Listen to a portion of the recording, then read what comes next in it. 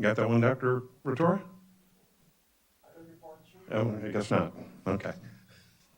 Good afternoon. It is 2:30. This is the finance meeting, Tuesday, the 6th of September. Easy for me to say. The 6th of September. Thank you for coming. Do we have any public comments online? Seeing none. No? And do we have Mark online? Okay. So we'll go ahead and start into this. As soon as Mark dials in, would you let me know, and we'll make a break so he can so we can have our discussion with him. But we'll go ahead and get started on the rest of the agenda. Say no more. Hello to Mark. Good afternoon. Ah. Oh. Okay, great timing. We were just getting started, and I understand that we've given you the floor, or the discussion with you the floor, to start the meeting off today, Mark. Well, that's a great honor. I think I'll defer to Ty to kick it off.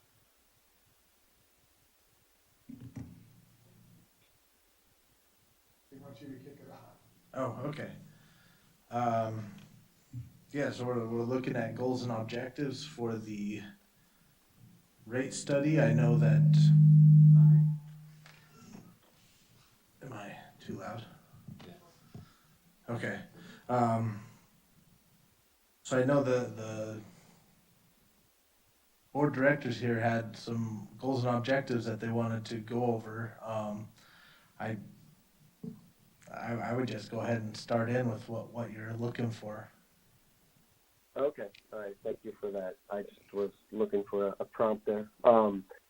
So, yeah, my understanding of this meeting is that, I've been given the green light to move forward with the cost of service and rate design study, which is an expansion of the financial plan scope that I just completed last month. And so I will begin immediately with collecting the data for that second phase of the project. And since this committee is meeting today, seemed like an opportune time to check in with this group to get a better understanding of what sort of objectives you're looking for. Specifically, when we came to the conclusion of the financial plan, there were obviously some structural elements of the current rates that you wanted to look at more closely and maybe make changes to. So to be honest, I'm really going to turn the table and ask the committee and anybody who has questions or directions that they'd like the study to take, and specific things you'd like to focus on. So we did take all the backup information from the last couple of meetings. We sent it to Mark for review. We did have a phone call this morning just to kind of make sure we're all on the same page, give him a little history and background for what we as staff thought that the board here was looking for. And so I think now maybe you go through some of the specifics that you would like to see in this rate study. Of course, Mark can answer a lot of questions on whether that's something that's allowable or not, or how it may work. And then we can hopefully narrow the scope down to a few scenarios that you would like to see, and we can work on processing that information to give you those rates that would go along with those scenarios. Okay.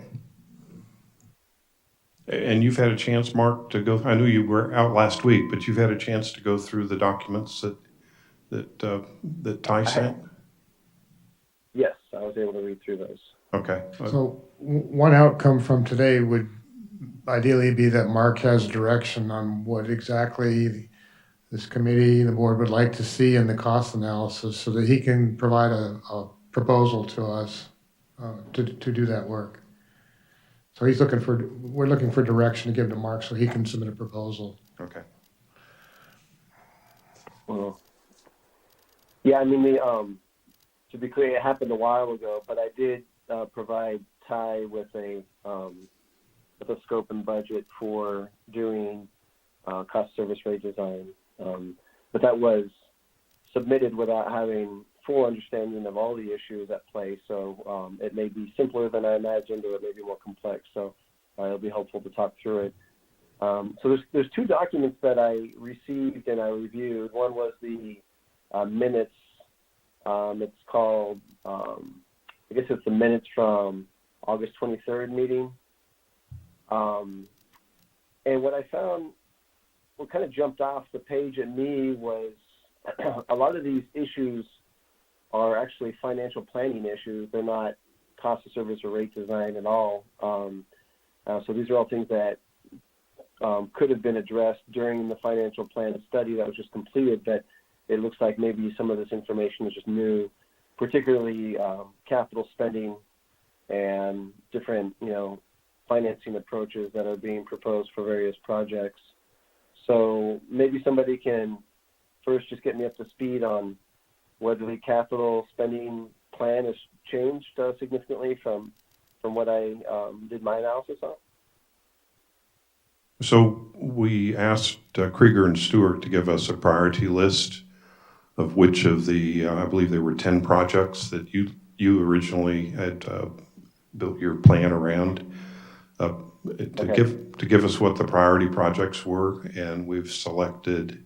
They helped us select the top priorities, which amounted to roughly $9.4 million worth of investment over the 5-year period coming. Staff assures us that workload would be something reasonable, that they could work. Any more than that, they probably couldn't work extra projects anyway. But and of course, we've proposed doing this as a funded under a bond issue as opposed to cash as we go, which is also different from the study that you've done before. Right. And As far as the capital too, those were the big capital outlay projects. We do have other capital that happens during that 5 years. And I did take a look back in the history as well as looking forward at the other projects that are smaller in scope that we typically do each year. And we're coming out around 2.2 million a year for that. That's our equipment. That's our our computers, our small main service replacements, and items like that would not be funded by bond proceeds. yeah, you typically pay for those out of your reserves, Out of the rates. out of the rates. Yeah, Okay. it's built in. Do you have something written down that you can show us on paper? I just have yearly totals I can get for you. I didn't do them by project. As I said, there are a bunch of little projects that all kind of aggregate together. I looked at the last 2 years. I'm assuming that was 2021 and 2020, and it came out to be, I think, 1.5 million in one year and 1.8 in the other year. And those were years when we had, a lot of stuff going on. So my feeling is we need to be able to show the whole board, the list, and have it on, black and white. Here it is. Do we agree with all of this or not? What do we want to take out, et cetera? Sure. That was all included within the CIP budget that was approved in June. So we can use that same document. You pull out the projects that we're anticipating for bonding, and what's left over is the projects that staff feels is needed for cash capital, if you will, for the 5 years. Okay. And you're saying that's roughly $2 million a year? Yeah, average. Average. Yeah. Yeah, I guess, but we still need to see it written down, even if you have to just do nothing more than Xerox, and mark out what isn't included. We need to actually see it in writing before I want the board to look at it, because it's our responsibility to make sure that what goes to the board, is Yeah, and that's what I'm The saying. quality. It did go to the board and it was approved by the board. I mean, I can do it again, but it's gonna be the same thing that was already approved by the board. I think at that point in time, there was the consideration that there was, the budget that we had was sufficient to pay for all that. And when we find out what it really costs to pay for all that, people are gonna wanna revisit all those things. So we need to have a detailed listing by year of what those projects are. Okay, yeah, I think we have seen that. I don't have it here in front of me, but I agree with Ty. It's something we have talked about, but Oh, but absolutely. We've talked about it before, and I agree there, but again, it shouldn't be that much trouble to just go ahead and identify each one of those projects. but for giving Mark direction today, which is partly why we're having this meeting, giving him a bogey of average $2 million a year for the rate study, I think is a reasonable way forward. Yeah, as a going in position, that's probably true. Okay. But again, before we actually say this is the real number, because I don't think it's gonna make that much difference. Probably not. Although it will in the end make a difference regarding how many dollars of percentage increase that we have over those 5-year period in order to get us there. So it's not inconsequential. We really do have to understand why we're raising those rates. And if the $2 million is one of the reasons why we're raising the rates, then we need to look at that budget again. Okay, but again, direction for Mark, because he's tumbling his thumbs right now, I guess. No, give him I a- agree for now, until we find out how much it's gonna cost. I agree, that's a number that we can go with. Okay, got that, Mark? Yep. But Yeah. that's And as then far as Mark is concerned, because it really is a local issue and we need to handle the details here. Mark can't be responsible for setting that Agreed. number. Agree. Okay. I can certainly use $2 million a year on average. Ty, would you be able to give me a new list of projects with costs relative to what I had before? Is it going to be the same? Yeah, it shifted a little bit. I'll send that to you. Okay, I'll put it in my data request. Don't worry about sending it separately. Okay, great. And looking through those minutes a bit more, see there's the capital spending. There's a strategy about debt service, which we just covered.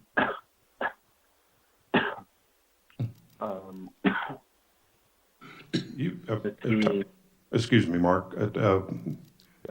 Ty had mentioned that you had done an initial analysis, not only a cash basis analysis that we saw formally, but also a bond issue analysis.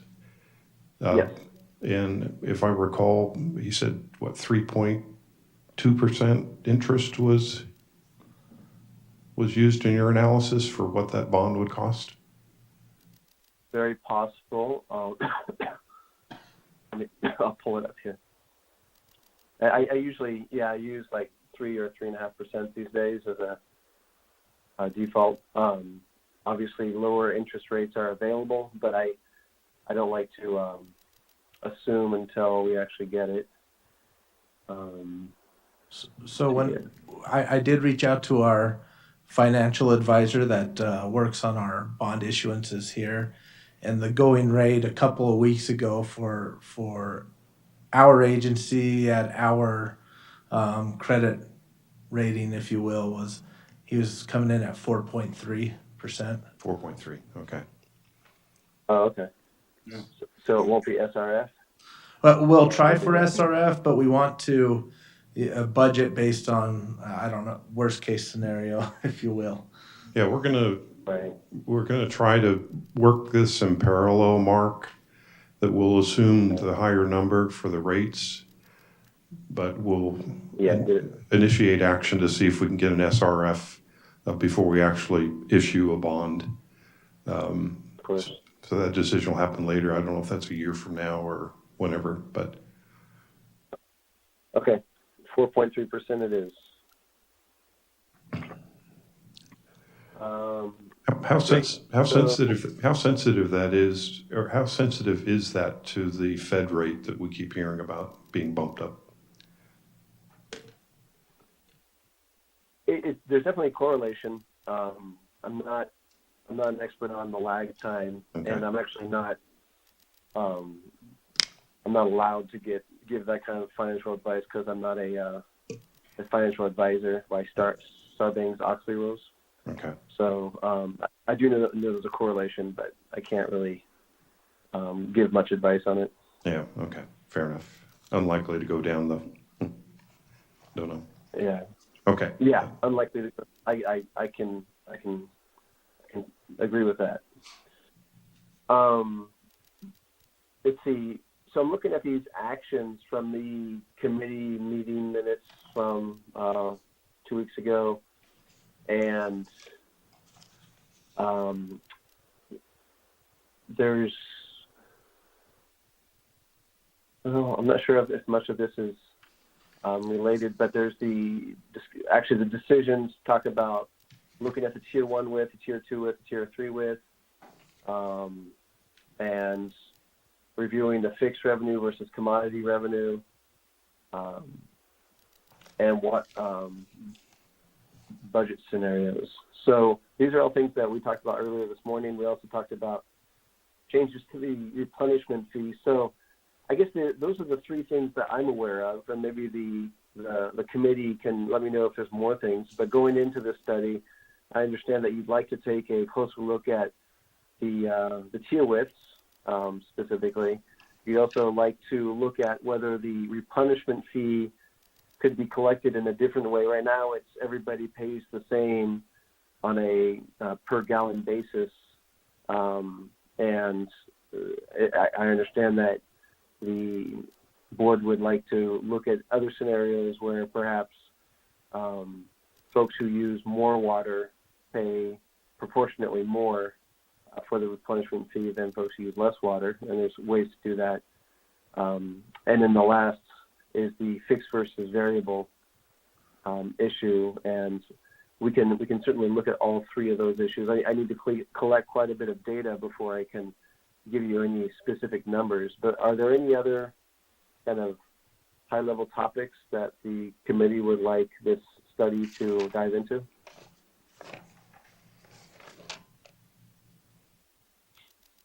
I didn't quite get your question. So No. So you did hit the high points, Mark. Okay.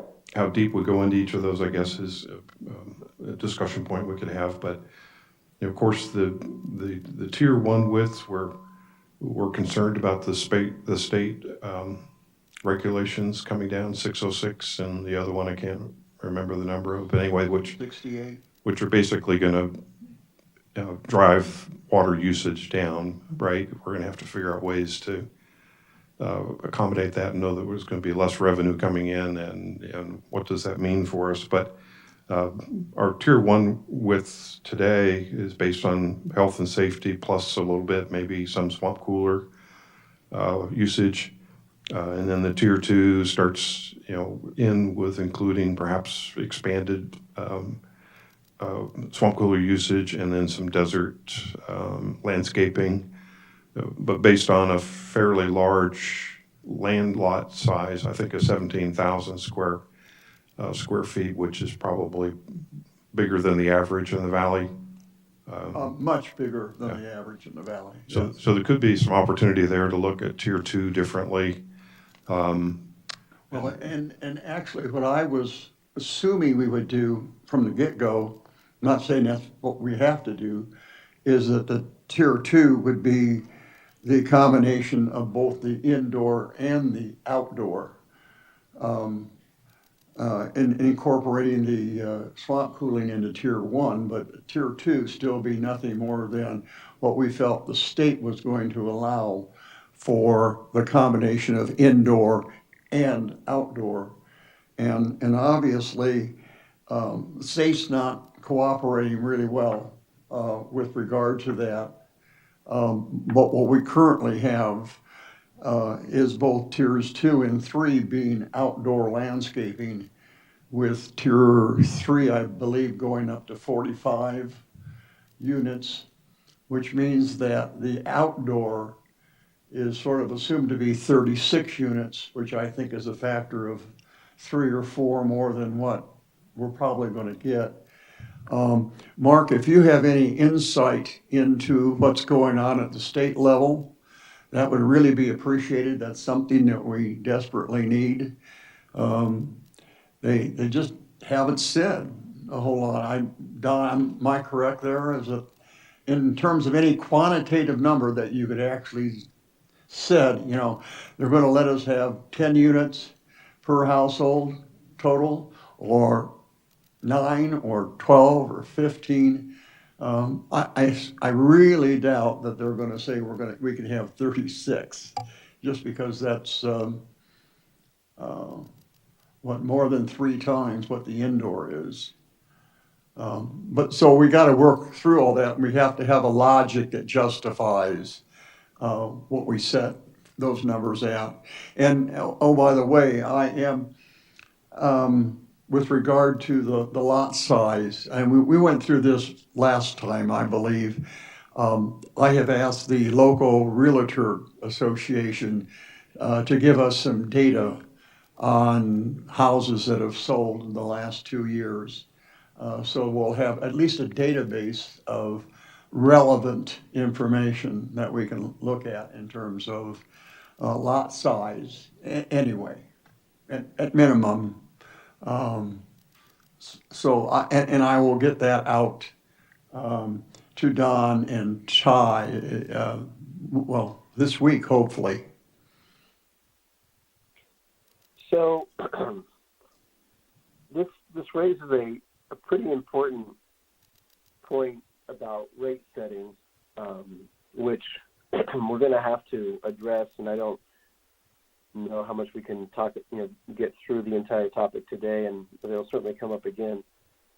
But the reality of rate setting and the twists and turns that Prop 218 has taken over the last 10 years since San Juan Capistrano and all the subsequent court cases is that the tiered allocations are, it's much more defensible to create tier allocations based on the district's water supply realities than on your customer's needs. The amount of water that a customer needs has no correlation at all with the cost of providing water to the customers. The district has to provide the water either way, and whether they need a lot of water or a little bit of water wouldn't change the district's reality. So with some districts, it's really simple because they have multiple sources of supply. So you can, set tier 1 allocations are based on the amount of available groundwater, and tier 2 is based on the amount of available, imported water, and tier 3 is based on some other source of water. And so you can come up with the tier allocations based on that, and that's the cleanest way to go, because the nexus is very clear that those different water supplies cost a different amount. Therefore, you should charge a different amount to your customers for that water supply. In your case, you only have one source of water, and so creating the tier allocations becomes a bit more, a bit less clear. And I understand the desire to go to customer needs, but we just need to be sensitive that can't be the only consideration. That first and foremost, we need to think about what the district's water supply realities are. And I know that one of them is, the water replenishment allocation is, a given amount, the 4,400 acre feet. That might come into play at some point. So I guess I'm saying that the rules of the game are changing, and it's more sensitive now than it was during the last rate study. But it's become more important now, or it's become more clear that those tier allocations need to really have some sort of correlation to the district's water supply realities, and not just your customers' needs. Okay. One of the things you might be aware of is based upon the numbers that we are seeing now and what Don is sending to the state, is the average usage per household is just a hair under 14 units per household per month. Okay. Don't know if it's relevant or not, but I thought I'd throw that in. And of course, the other issue is that it is definitely going down. Uh, I understand that the general plan says it's going up, but trust me, it's going down. And we don't want to be caught in a situation like we had 10 years or so ago, when we priced water for a certain amount of pumping, and then lo and behold, people didn't use the water. So we need to be very vigilant regarding how much water we assume we're going to pump, because it'd be very easy to assume that we're going to pump a good deal more water than we are. As a matter of fact, over the last year, the average gallons per capita per day has gone from 131 gallons per day per capita down to 120 per day per capita, or per capita per day, whatever, doesn't make any difference. It's about 9%. About almost 9%, 8.9, yeah, that ballpark. And then the question is, obviously there's a limit. It can only go down at that rate for so long. But on the other hand, I would hate to assume that, especially we're going to increase our rates. The replenishment fee isn't going away. It'll be reduced a little bit.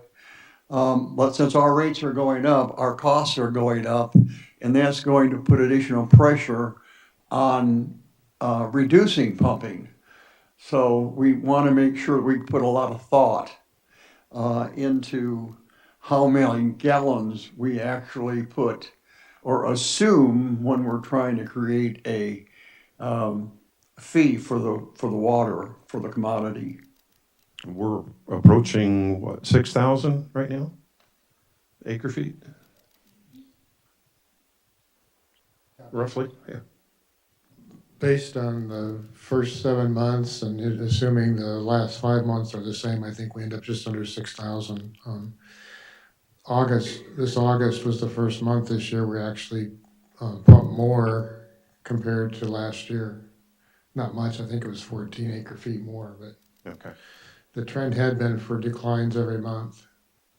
I would expect September's probably gonna be an anomaly as well. Yeah, it certainly is temperature-wise right now.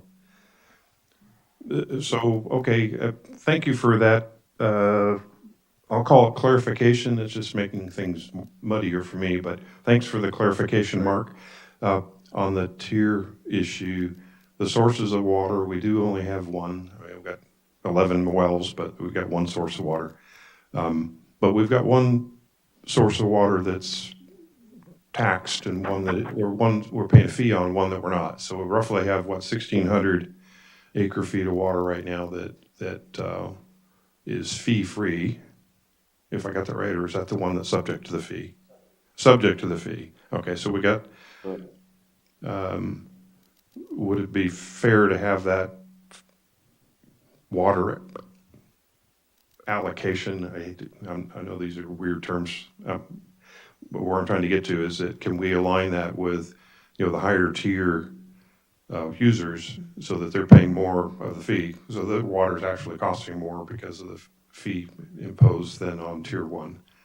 But Yes, yeah, that would be a logical place to draw the line, and that line would be in all likelihood, that line would be different than all the talk about gallons per capita per day or allocation to customers based on their needs. It would be a completely different way of measuring it. So that's, you understand the point exactly, that, these are two different ways of measuring the water allocation. And the second one you just described is more defensible when you're doing rate setting. Okay, all right. Another little tidbit that I think needs to be considered, and I haven't seen it in the past, is even though the residential pumping is going down and has been going down, I guess I don't understand personally what's happening to the industrial, or the commercial, industrial, and institutional. I'm not sure we can assume that it's going down at the same rate as the residential. I'm not sure we can't, but I think it would be a mistake to just blindly assume that it is. And so we need to be able to differentiate between the industrial and the commercial. Did we talk earlier? I thought for some reason the speakers weren't working quite right. I didn't hear some of the initial discussion. Did we talk about changing the way we put fees on the commercial separately than we do the Not yet, residential? not yet. No, we haven't done that yet? Okay, good. Okay, that's fine. Well, I'll hold off. So, give me your thoughts on that. Yeah, offer your thoughts. Mark would like to understand your position on that more clearly. Commercial. Well, right now, the commercial people are getting Tier 1 water, which is designed actually for health and safety, for residential. And so in my mind, they don't have a health and safety problem. The other aspect of it is the commercial, industrial, and institutional can change their meter size to accommodate whatever they want to minimize their costs, whereas the residential are stuck with a standard 3/4 inch meter. My understanding is they can go to a 1-inch meter if they want to have additional capacity, but they still are charged per unit based upon the tier structure for the 3/4 inch meter. So therefore, it's not fair to the residential people to basically subsidize the commercial. And so I would like to see something done. And in the past, I thought you had mentioned that you do have some other accounts that do that differently. And if we can't do that, then we have to somehow figure out how we could make the costs between residential and commercial more equitable if the commercial people are going to be using the same tier structure that the residential does. Because again, we've tied the residential to a 3/4 inch meter, and everything is based on that. So Yeah. so No, basically that's it. Again, that's a good description of the inequity there, and I agree that can be problematic. These rate structures are always, the more complicated they get, the more loopholes people find. And I also agree that it's almost always problematic to apply tiered rates to commercial. The only way it really works is when you have a water district that's willing to spend a good amount of resources in actually evaluating the water needs of those commercial companies, commercial accounts, regardless of their meter size, actually looking at their operations and making a determination of what, efficient water use is for them, and creating tier allocations based on that. But I think that's beyond the scope of what Indian Wells is interested in getting engaged in, and I wouldn't recommend it. I only have a few clients that are willing to go that far. So in general, I recommend uniform rates for commercial, because again, I agree that tiered rates are problematic. The concept that's really important to understand is that the average unit rate paid by commercial needs to be the same as the average unit rate paid by residential. So in other words, the uniform rate would basically be the uniform rate that you charge to commercial would be the weighted average rate that you charge to residential for their 3 different tiers. Right. Well, we know what the total revenue is, and we know what the total pumping is, so we know what the average revenue is. I mean, you don't actually have to, as a matter of fact, you get the tiered rate by going through the analysis to divvy up all that revenue. But it's very simple to come up with either a flat rate without a fixed fee or a flat rate with a fixed fee. But I agree. I mean, certainly it seems logical and obvious that they should be paying the same fee that everybody else is in total. That is, as a class, they should be paying the same thing as the residential. And I wasn't implying that we should be giving the residential a break. My feeling is right now they are being penalized, and what I don't want to do is give the commercial a break at the cost or expense of the residential. Okay, great. That makes sense. This may be what I used to call a nitnoid in my previous job. Nit being small, noid being an annoyance, nitnoid. But I became aware of potential inequity in the system. I have no idea how many benefit from this, but there are some customers that have landscape meters.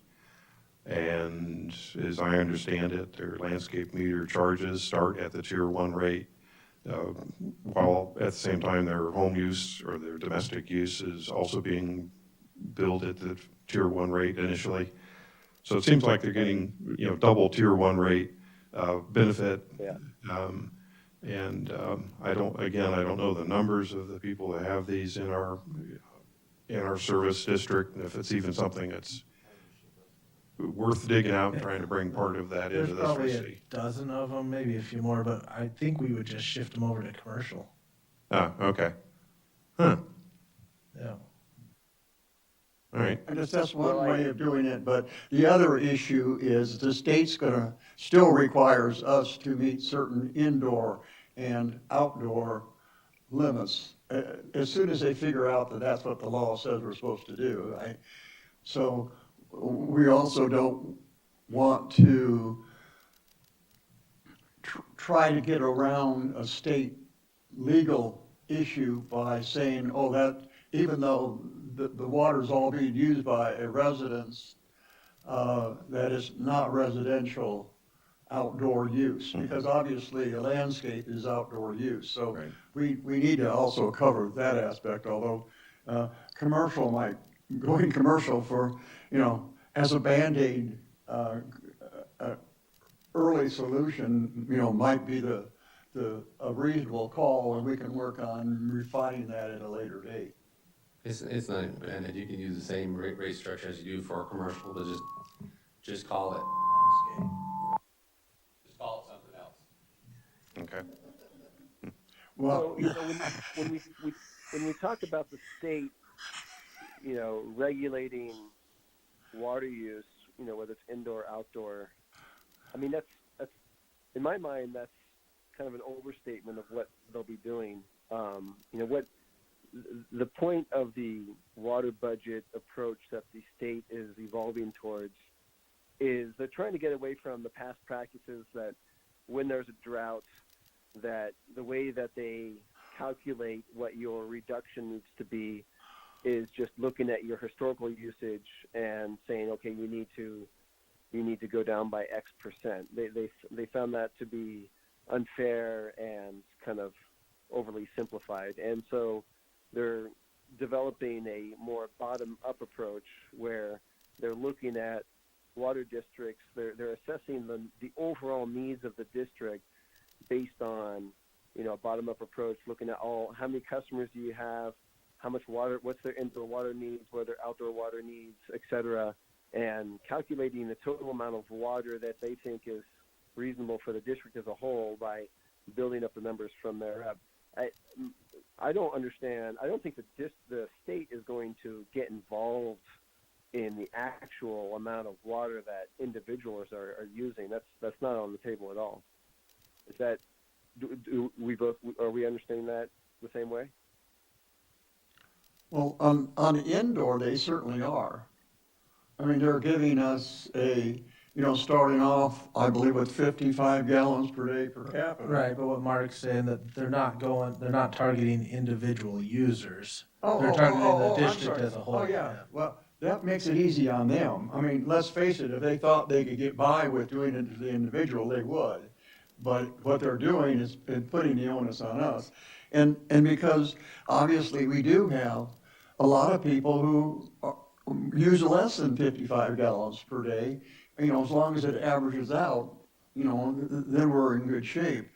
And so the indoor, I think, is a lot clearer as to what's going on, even though I think they're probably to push it to an extreme, quite frankly. But the outdoor is what we've gotten very little information on. And, if at some point in time they come out with an X number of gallons per day per household or something like that, we're going to have to at least try to comply with it in order to not be fined. But to date, they haven't said anything, as far as I know. So, sorry to ramble on like that, but we still have a responsibility to try to comply with whatever the state's going to do, if they ever figure out what it is. Right. During times of drought. During times of drought. Well, I don't know that they've said that they're going to back off and allow unlimited water usage during non-drought times. No, there's not, it's gonna be drought years and non-drought, it's going forward, it's not specifically for drought years. That's kind of what I was assuming, but Yeah. I haven't actually gone through and tried to read it because I was assuming I would just do nothing but get more confused. And to the 55 gallons per person per day, I mean, we're not gonna know for sure because the indoor and outdoor is a number in aggregate. It's both those numbers combined. So we don't know if it's what they're using indoors and versus what they're using outdoors. Which means that the state doesn't know either, so we could report that everybody's doing 55 and, move on, but they're using more outside and, right? I don't know how we're gonna, unless it's a person that doesn't have any outdoor usage, right, and living in an apartment, we can say, okay, they're using 48, right, but. You still don't know how many people are living in the apartment. Oh. True. Well, I don't think that we're going to want to try to reallocate down, if that was what you were thinking. I think just the cost of the water is the straightforward, logical way of controlling the total use of water, and how the individual wants to allocate within the indoor and outdoor. I don't think we want to get in the middle of that. I think that would be a terrible mistake. I don't think we can with one I don't know meter. how we would. No, you have 1 meter surveying both indoor and outdoor, so Right. there's no way we can do that. Mark, I'm gonna put the onus on you to help us be more efficient with your time. So we understand that you've received our summary charts. Can we go through those and have you ask specific clarification questions? Would that be a better way to move forward right now? We kind of feel like we're kind of rambling here a little bit. summary charts. I might not know what you're referring But you had a chart, you referred to one that is a chart that says decisions, there's a chart that says actions. Oh, okay. That's set that Yeah, I'm sorry. started off with a top level strategy. Got it. Yeah, no, that I wasn't thinking of. Yeah, there's. So you were asking. Yeah, I think we've covered all the topics on here. I mean, obviously we haven't answered them, but I understand the issues at play. So Okay. we'll be revisiting the tier widths. We'll be looking at whether or not to charge tiers to commercial. We'll reevaluate the fixed versus variable revenue, and we will.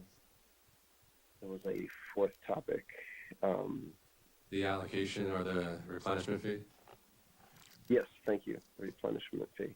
So those are the big ticket items that I'm aware of and that we'll attack head on. Yeah, if there's anything else, then I'd be happy to hear about it. But aside from that, I think I've got my marching orders, and I'll get my data request into Ty. Okay. One of the questions that remains, I think, is, what scenarios do we present to the full board? I've told them we're not going to give them one answer and say, take it or leave it. We want to provide to them sufficient information that they can give some thought to it and make their own decision. I guess in my mind, there are issues about, do we need a tier 4? And if there's, a reason why we do, then we should include both scenario with and without tier 4.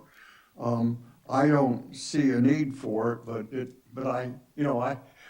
we haven't heard your thoughts on it either. So we just, I guess we'll await feedback from you on that. The other one that I think could be a good one in terms of what scenarios to provide the board would be the fixed versus commodity ratio scenarios. Right now, I think most of the board members would like to see a reduction in the fixed and an increase in the commodity, but it's difficult without seeing numbers to jump out and say specifically, well, we want this versus that rather than that versus this. So we're going to need some help in that.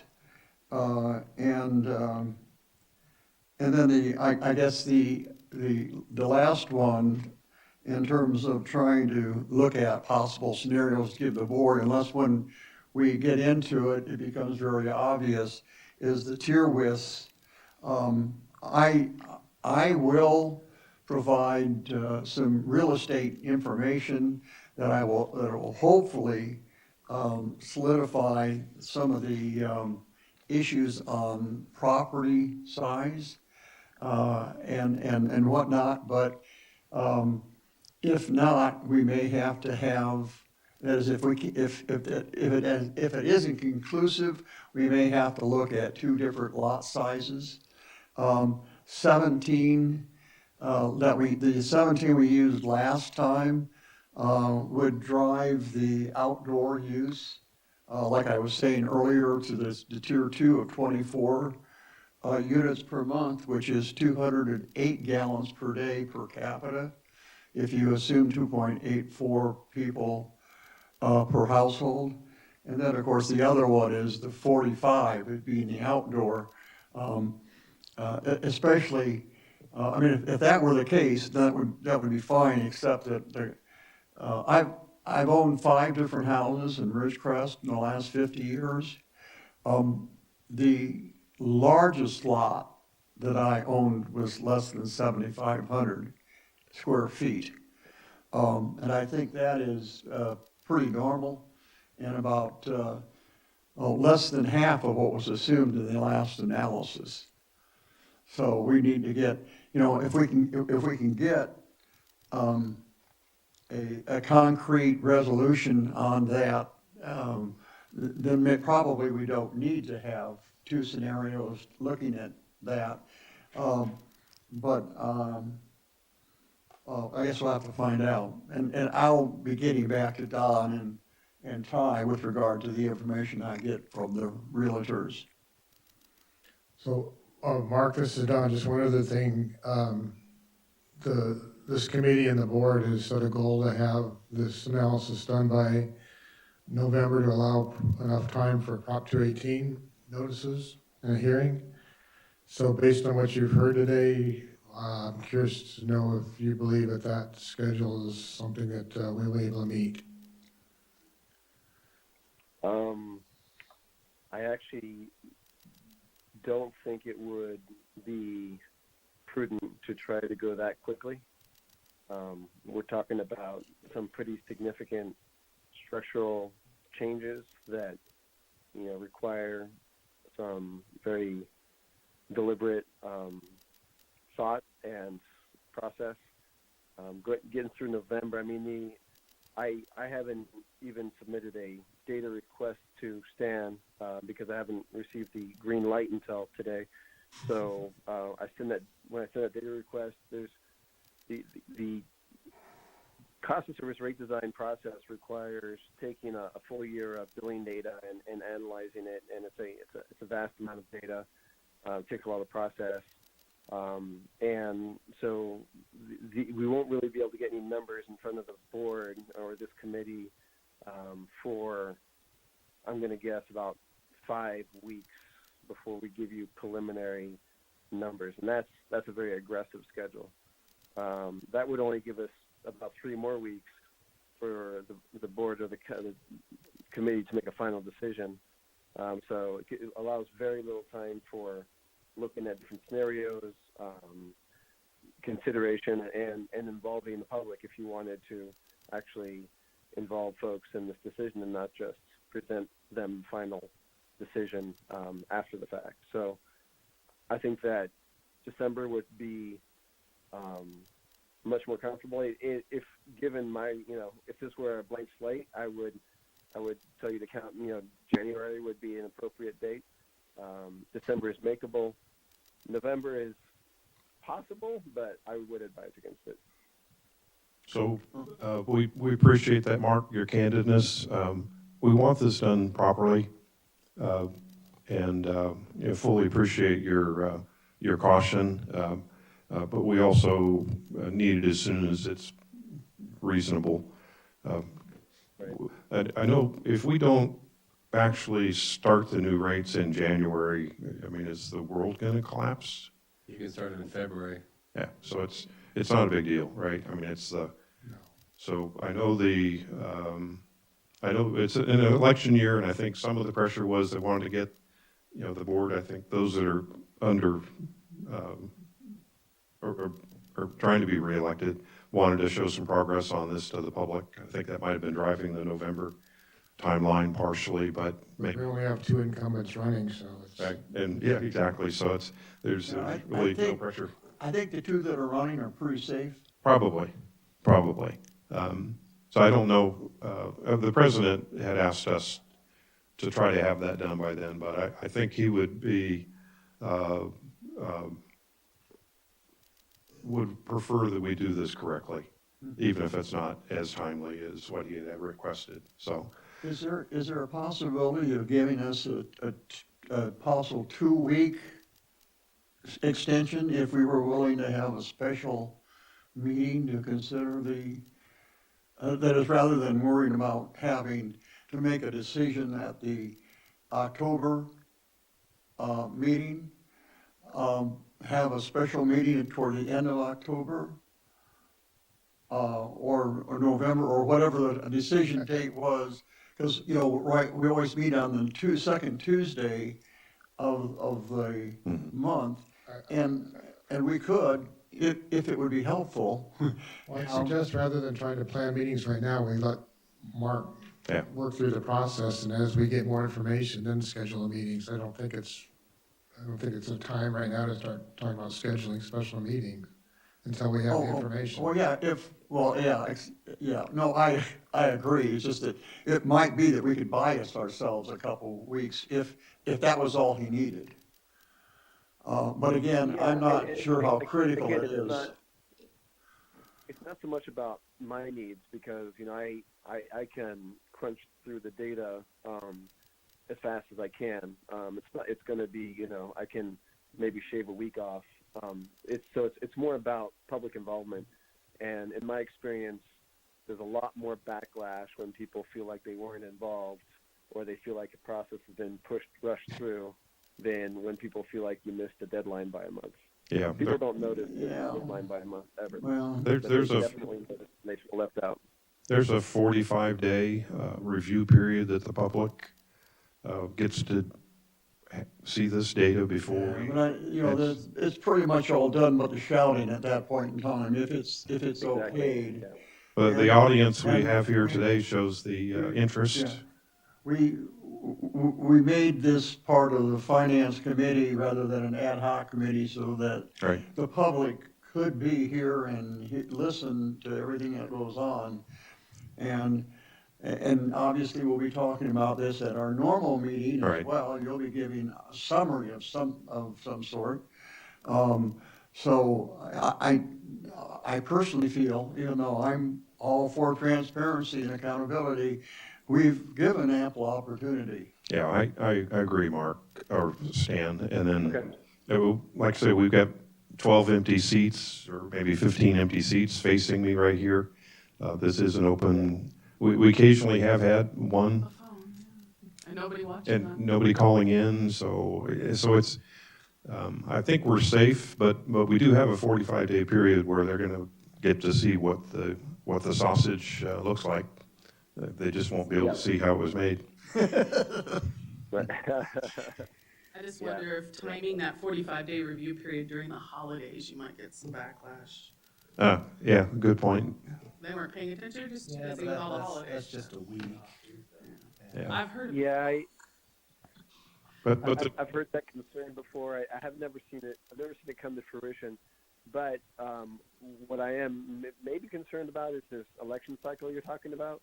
Are we going to maybe be showing these? Are we going to be asking potentially brand new board members to be voting on something that they didn't No. hand in? no, thankfully not, Mark. It looks like it's gonna be the same crew. Yeah, we got two incumbents Okay. and they're running unopposed. Yeah, yeah. Oh, great. Okay, excellent. So the newest guy you'll have will continue to be me. And I appreciate your patience with answering questions that probably don't make sense to you. Why am I asking them? But, okay, I just want to, it sounds like we're good for you, Mark, and you got a lot of work to do. Please keep us appraised, I guess, through Ty of progress, and if there's further clarifications that you have, don't hesitate to ask. We'll figure out somehow to get those officially answered. If we have to have another meeting, I don't think we would. I think you can continue a dialogue with Mark independently. Right, and then if we get to that point where we need input, we'll definitely Yeah. reach Well, out. the worst thing we want to happen is, you say, well, it's, not important enough to ask right now. Well, no, if there's a question, it needs to be answered quickly, otherwise we sure as hell aren't gonna be any schedule. Right now, it's more gonna be the data, collecting the data and getting it over and implemented and looking at it, making sure we have everything right. Yeah, right.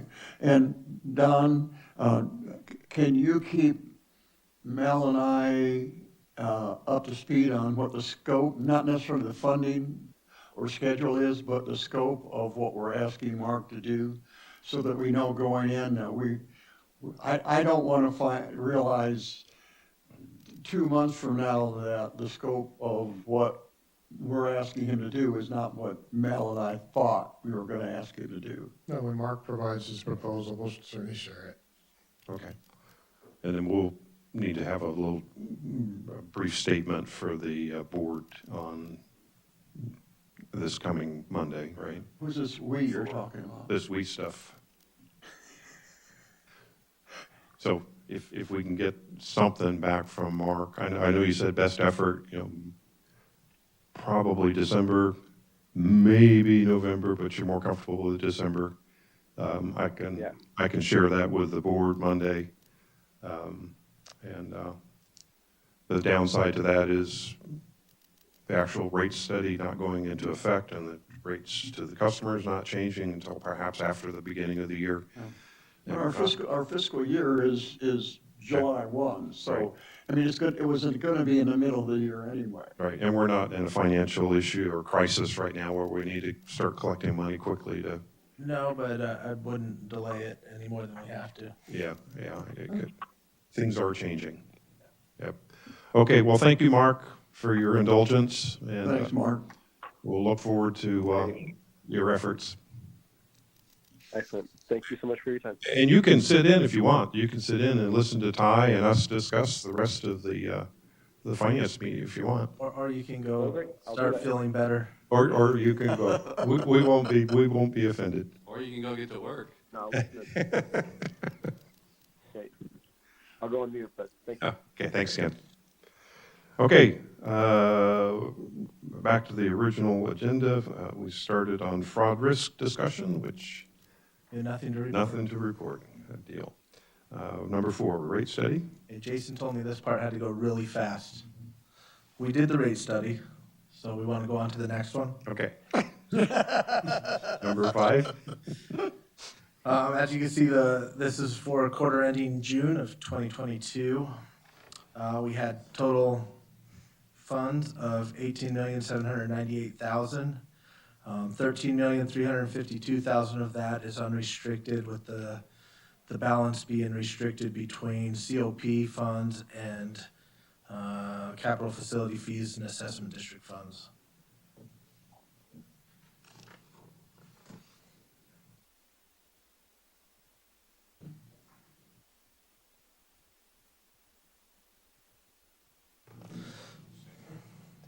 Any questions on? No, I'm good. Okay. Thank you.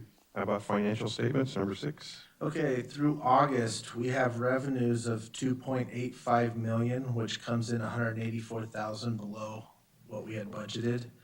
On the expenditure side, we have expenditures of 2.8 million, which is 233,000 below our anticipated budget, for a net of 36,330, which is just under 50,000 better than budget. So we're tracking right along as far as the net's concerned. Are the revenue reductions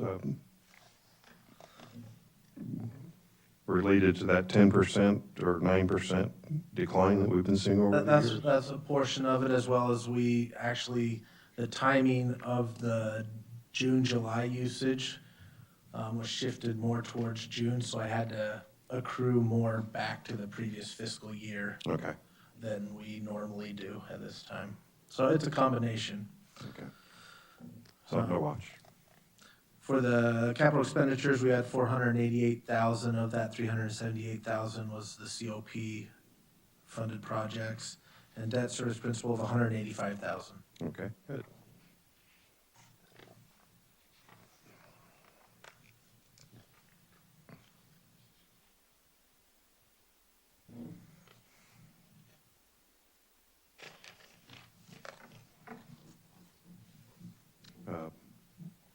Clarification questions, Stan, are you Well, at good? this point in time, we spent a little over $100,000 in cash capital.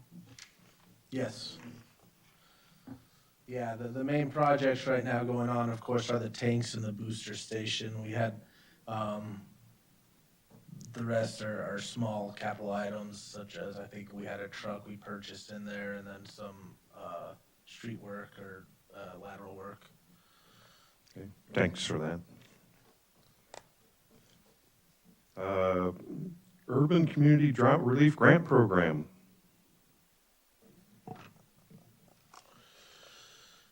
So we were made aware of a possible grant opportunity coming down from the state, as we're trying to keep an eye for anything that could benefit the district and its customers. So this was the Urban Community Drought Relief Grant Program. One of the projects that would be allowed is once again, a turf replacement program. The issue we find is that the minimum grant application is $5 million, and that requires a 25% match. So obviously geared more towards bigger water districts or water purveyors than ours, as I don't think we would be in the position to allocate $1.25 million and try to spend that total $5 million, $6.25 million grant on turf replacement. As you remember last time, I think we gave back $100,000 on $360,000 grant. So And if we paid it the same rate, I don't think there's 5 million square feet of turf in Ridgecrest. Yeah, that would be surprising to me as well. So this is more to make you aware, we are looking for opportunities. Sometimes they come along and that it's just not a fit. Yeah, that's a shame. And there's really no nearby community that we go in together and say, California City or something like that, that would be, yeah. Well, coming up with the $1.25 million would be significant on the part of this district for our cost share. Yeah, not chump change, that's for sure. No. Yeah. Don, do you know, has the GA staff discussed any of this relative to anybody else that's associated with the valley, the aquifer, whatever? The GA did not discuss the specific grant opportunity, but I did get an email from Ron Strand, who was copied on the same email that we were. And he said, excellent opportunity to replace turf. And we made the same points to him that it's $1.25 million our cost share and as well. I don't know that we could come up with 5 million square feet of turf to replace. As Ty said, I know things have changed since the last program, but as Ty said, we returned $100,000 of that previous grant because of lack of interest. But $5 million is a lot to spend on turf replacement in this community. I don't know that we could do that unless we offered $1,000 a square foot or something. Yeah, take away Freedom Park and all the other parks in town, and yeah, that would be very popular. I like the fact that they offer the grant after they told you to get rid of all the non-usable turf. Yeah. Yeah.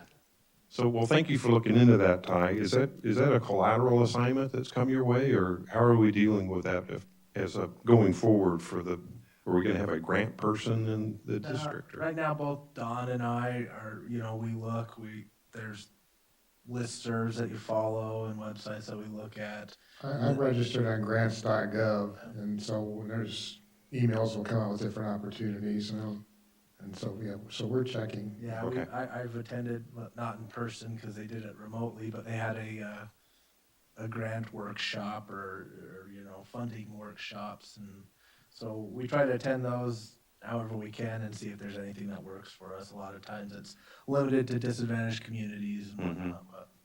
Yeah, no, I appreciate the effort. I've been involved in a number of grant applications through the museum, the Weapons Museum Foundation, and it's incredible. It's mind-numbing.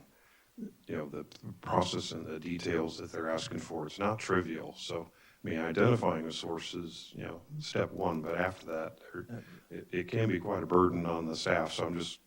Yeah, the reporting requirements can be onerous. I know. Yeah. It was quite a bit of work with the last Cash for Grass grant as well. It required a lot of monthly reporting work.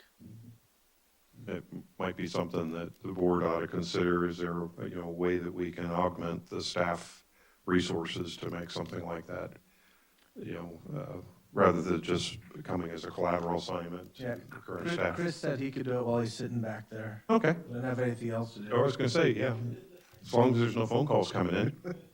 Okay, I digress. Thank you for that. It's important to keep looking at Absolutely. everything that comes up. It's just, we don't expect necessarily to be able to take advantage of it all. Yeah. There's definitely money Once in a being made. while, there will be, and then we got that cherry, there, we pluck it.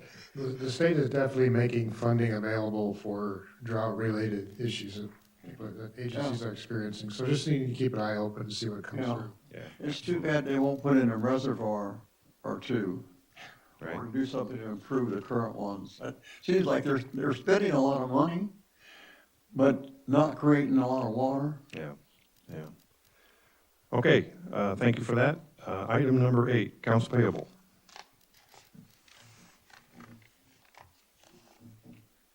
All right, you got it. Is there any questions on it? I can go through some of the higher, the first page, of course, there's groundwater authority, 528,000. That's been fairly consistent through the year. For the summer, yeah, it'll go down a little bit as we get into fall and winter, and, you know, we try to prorate it during the year. It's still roughly $4 million a year. Yes. Yeah, okay. Yeah, no, I don't need to have those individually reviewed. Yeah, but the important point is it's going down. As our water pumping goes down, that will go down, whereas everything else is going up. Yeah, Right. So it's nice to have something that's going down. I just hope the long-term effect of it going down doesn't come back and bite us. For some reason, I think the amount of money that they're expecting is not going to change. It's what they're collecting this year is based on last year's production. So to your point, since we're pumping less this year, next year, we should be able to have a little more relief on the fee again. Unless they say that wasn't enough and we're gonna increase the rate. Yeah, that's, But we did reduce it from $1.70 per 100 cubic feet to $1.65. Granted, it's not a lot, but it I think looks like, next year it's gonna be more than that. well, that's what I'm saying. We're trending that way right now, so we should, Yeah, if it continues, we should be able to lower that fee yeah. even more so. Well, especially from rate study standpoint, I don't wanna overestimate the amount of water we're gonna pump. And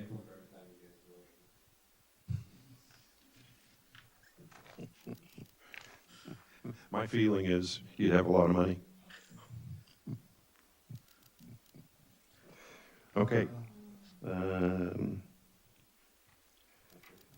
Yeah, 353K, that's, that is for RSH Construction doing the tanks and the booster station. thanks for that. Sorry.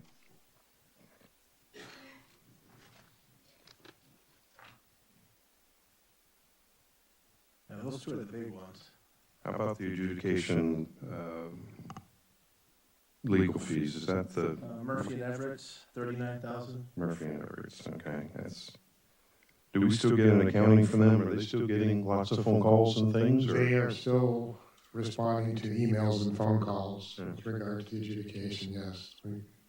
We get their detailed invoice, and there's still a lot of, again, 10-minute charges for responding, but I'm surprised that they're still getting Yeah, calls and emails on that. Well, the court case is sort of in a stayed condition until late November or December December, 3rd. So the active participation, you know, is at a much lower level than, Yeah. but it's gonna go up. And those that were gonna send in their letters, if they haven't done it yet, they probably aren't gonna do it. Okay. Well, I don't have any other questions on accounts payable. Do you, Director Retora? No, I'm good. I do need a recommendation. Recommendation, bring it to the board? You, recommend that the board approve it. Yes, and I will so move. Okay. Need a vote? Oh, that's it. Okay, then. I think we're done. Future agenda items, anything? Nope, okay. We'll call the meeting at 3:43.